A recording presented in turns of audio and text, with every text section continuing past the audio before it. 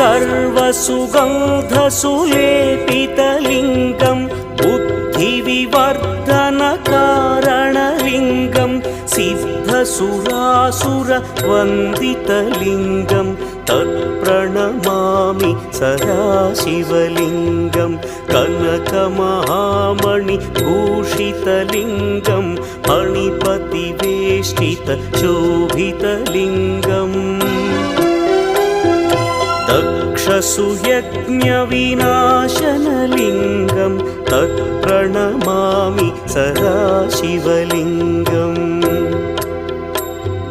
कुङ्कुमचन्दनलेपितलिङ्गं पङ्कजहार सुशोभितलिङ्गम् सञ्चितपापविनाशनलिङ्गं तत्प्रणमामि सदा